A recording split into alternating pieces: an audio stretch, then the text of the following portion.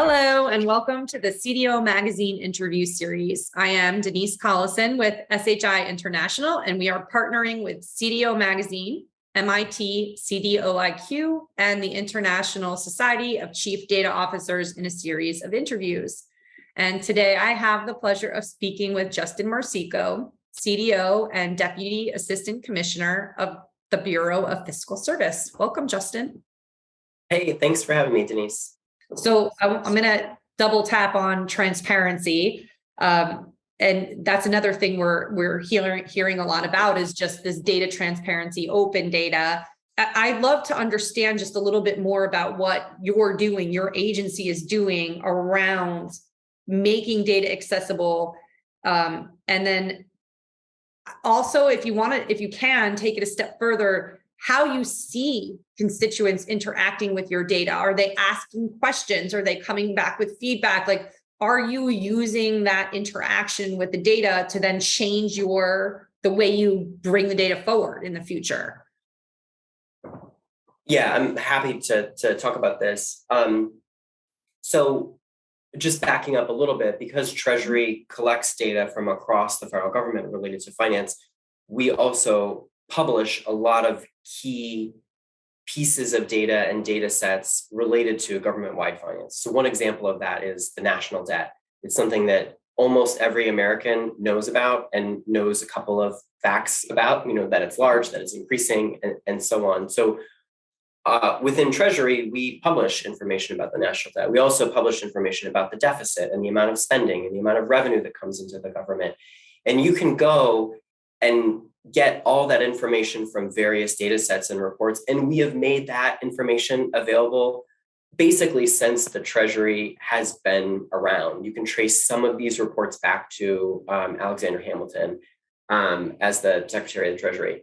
So we've been doing this for a long time. What we've been trying to think about recently is how do we take those data, those numbers, and to put them inside of a context so that when an American has a question about what the national debt is, or when it started increasing rapidly, when it declined, how economists think about national debt, that we actually are providing them not just with a data point, but we're providing them with context and answers to some of those questions in a nonpartisan, unbiased way. So one of the projects that we did over the last couple of years is we developed a new product called Your Guide to America's Finances. And the purpose of this was to basically provide a primer for any American who is interested in federal finance on 4 different topics that I just mentioned a second ago.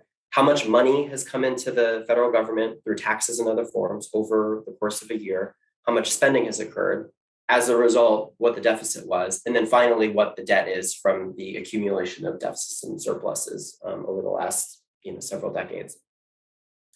So we presented all this information, and we try to tell the story about how all this happens. So we start with revenue, and we say the government has the power to tax.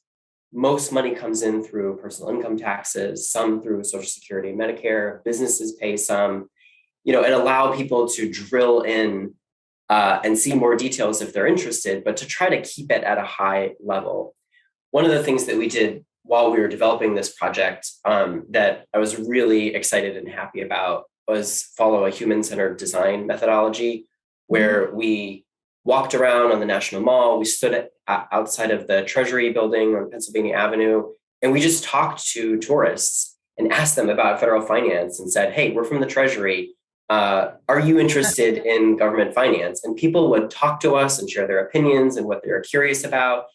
And eventually we started showing them concepts and asking if they understood them, how they reacted to that. And we built this whole product by getting feedback from the people that we were trying to build it for. So anyway, that's like one example of some work that we've done where we're going from just data to data storytelling in order to create a more informed public. That's really cool stuff. I'm going to have to check that out, honestly. But I love that human-centered approach that you took to get there too. I mean, that has to have just elevated the entire outcome. that you, at every step of the way, it sounds like, not just in the beginning or not just in the middle, but like throughout the entire process, you were engaging. Like that's really cool. That's really cool work. Yeah, if I can just say one more thing about this. Yeah, please. That process can also be really painful too. Yeah. Because when you have gotten to the point where you've developed a design or you've developed a prototype, and you and all the people that you've been talking with think that it is so awesome, it is so incredible, and then you sit down and show it to people who tell you that they're interested in the topic, and then they say that they can't understand it, that is really tough. Or they tell you things that you didn't know before. Like one of the things that we learned from people is that there's a lot of confusion between the deficit and the debt. So we focus a lot on trying to explain what those things are. But anyway, it also is a source of a lot of feedback. But better to go through that than have to publish a product that no one wants to interact with because it is confusing or it doesn't hit the mark. So I love that you went through all of that pain to get out a product that's sounds like it's going to be incredibly useful. And I can't wait to check it out. All right. So let's turn to modern data stack. I've been reading a lot more about modern data stack recently. There's so many articles about it right now. Can you tell us specifically what makes the tool like a tool what makes it modern? What is the modern part of the modern data stack? Does MDS equal 100% cloud? Is it what is it exactly? I'm going to try to evade answering this question for just one moment. Love it. Go for it. Okay. So the way that I think about effectively using data within an organization, whether that's like having a data-informed workforce or a data-driven workforce, is by thinking about the supply of data.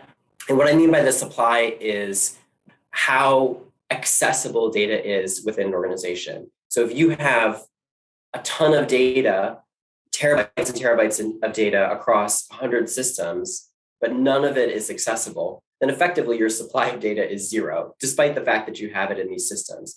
So one of the important things to do is to think about increasing your supply and also increasing the quality of the supply. So understanding how complete your data is, how accurate it is, how much it reflects reality. The other side of the coin is the demand for data, and that's like having the workforce that's educated about how to use data, and also having the analysts and data scientists who can execute the more complicated use cases. They're the ones who are pulling for the data, they're asking for the data, they're demanding it, and they're using it to push data-driven decision-making across the organization. So when we talk about the modern data stack, I think it's helpful for me to think about how it intersects with both of those different economic curves, essentially the supply curve and the demand curve.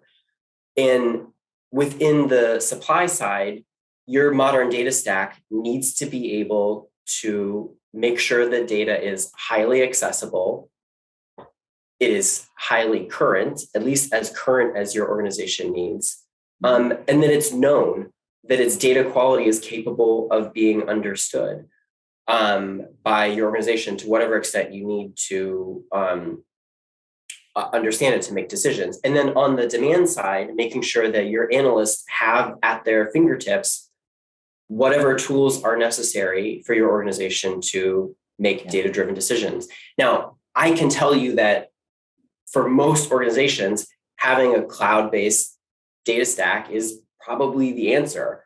It may not be the answer if you have a 10-person organization and you only have a tiny amount of data. So I think like the cop-out that I have here is that it depends. But for most organizations, yes, your MDS will be a cloud-based data stack. And if the challenge that you're having within an organization is that your data isn't accessible, then that's the area of your data stack that you need to focus on. If your challenge is that across your organization, people are exclusively doing work in Excel for analytics, then you know that your analytics tools are the place that you need to focus on. I want to thank you, Justin, for joining me today. And what a great conversation. I always learn from you, like every time I learn something new. So thank you for that. And for everyone else out there, please visit cdomagazine.tech for additional interviews.